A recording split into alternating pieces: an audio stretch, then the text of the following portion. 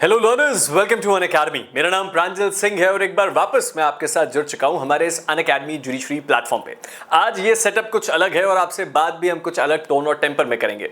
मैंने सोचा कि अगर मैं आपको केसेस सुनाता हूं और केसेस के फैक्ट्स को बताता हूं तो बहुत जरूरत है कि उसको एक स्टोरी टेलिंग के तरीके से बताया जाए ताकि आपको अच्छी तरीके से समझ में आए। तो चलिए आज कुछ अलग तरीके से समझते हैं एक बहुत ही इंपॉर्टेंट लैंडमार्क केस को, जिस केस का जजमेंट आया साल 1977 में, लेकिन उसको फॉलो आज साल 2025 तक भी किया जाता है। एक ऐसा लैंडमार्क केस जिसका जिक्र आज तक ना जाने इंडिया के हजारों केसेस में हुआ है।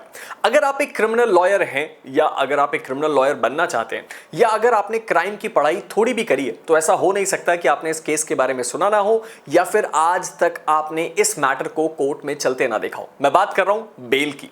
बहुत सारे सवाल हैं इस बेल नाम के टर्म से जुड़े हुए।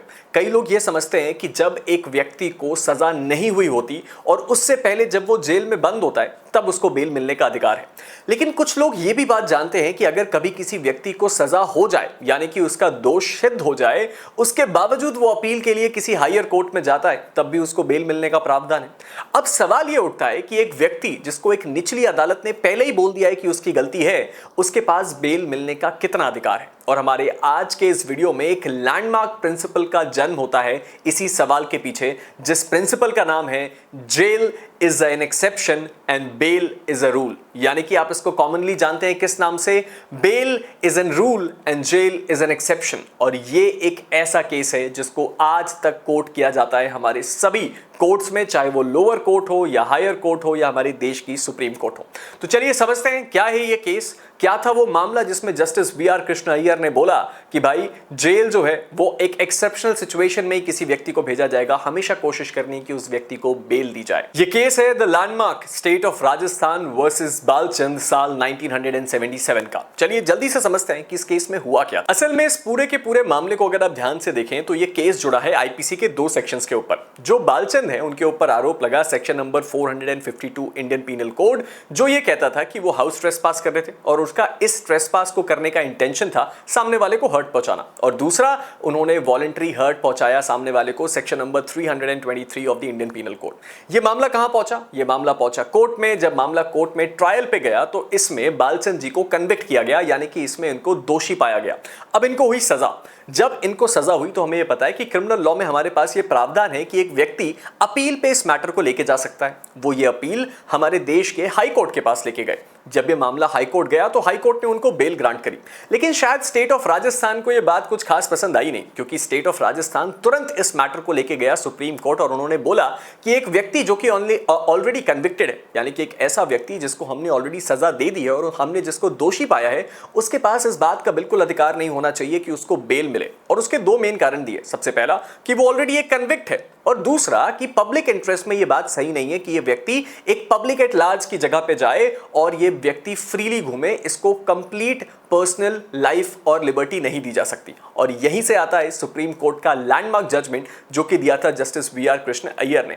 चलिए समझते हैं सुप्रीम कोर्ट का इस मामले में क्या ऑब्जर्वेशन था। अब जब यह मामला सुप्रीम कोर्ट पहुंचा तो सुप्रीम कोर्ट के सामने सबसे पहला और सबसे इंपॉर्टेंट लीगल इशू यानी कि क्वेश्चन ऑफ लॉ जो था वो ये था कि क्या एक व्यक्ति जो बेल के लिए अप्लाई कर रहा है, जिसको ऑलरेडी ट्रायल कोर्ट ने सजा दे दी है, क्या उसके पास भी उतना ही अधिकार है बेल का जिस व्यक्ति के पास इनिशियली होता है जब एक ट्रायल कोर्ट में उसका केस शुरू होता है? यानी कि उसके ऊपर क्या प्रिजम्पशन ऑफ गिल्ट रखना है एक ऐसा व्यक्ति जिसको सजा हो चुकी है या नहीं?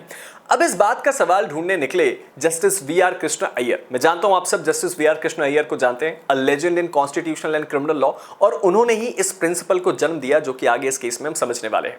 Justice B R Krishna Iyer ने दोनों साइड को सुनने के बाद और इस पूरे के पूरे मैटर को सही से एनालाइज करने के बाद तीन इंपॉर्टेंट प्रिंसिपल्स की बात करी। सबसे पहला प्रिंसिपल जो उन्होंने बताया कि ये जो आपका पर्टिकुलर राइट है बेल का, ये एक व्यक्ति के पास हमेशा अवेलेबल है। यानी कि जो हम एक प्रिजम्पशन लेके चलते हैं, वो क्या प्रिजम्पशन है कि presumption of innocence until proven guilty. एक व्यक्ति को तब तक गुनहगार नहीं माना जाता जब तक कोर्ट उसको गुनहगार ना बोल दे।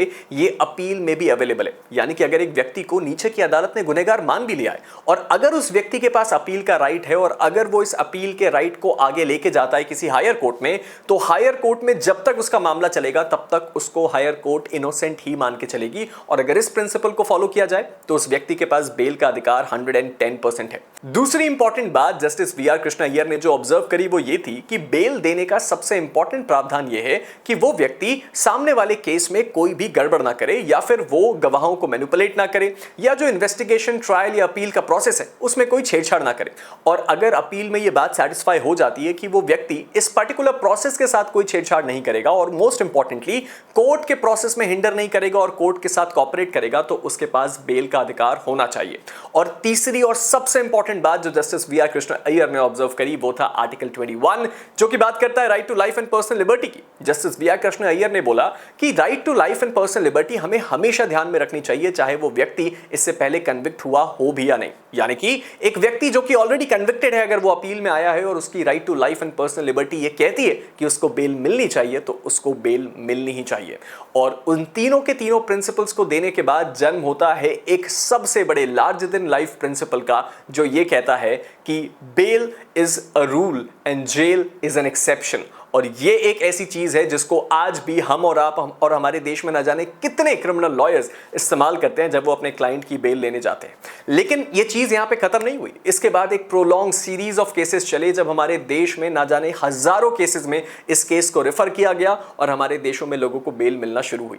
आप जानते होंगे बहुत इंपॉर्टेंट लैंडमार्क केसेस के बारे में, जैसे कि हुसैन आरा खातून।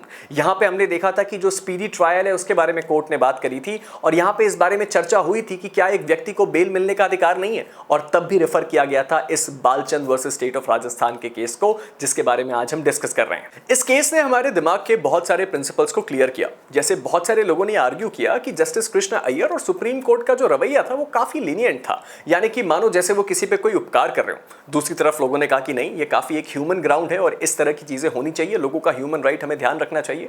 और यहां से धीरे धीरे इवॉल्व हुआ बेल का प्रिंसिपल। आज के समय में हम बेल के प्रिंसिपल जिसको जानते हैं वो ये कहता है कि बेल किसी के ऊपर कोई एहसान नहीं, उसका खुद का अधिकार है।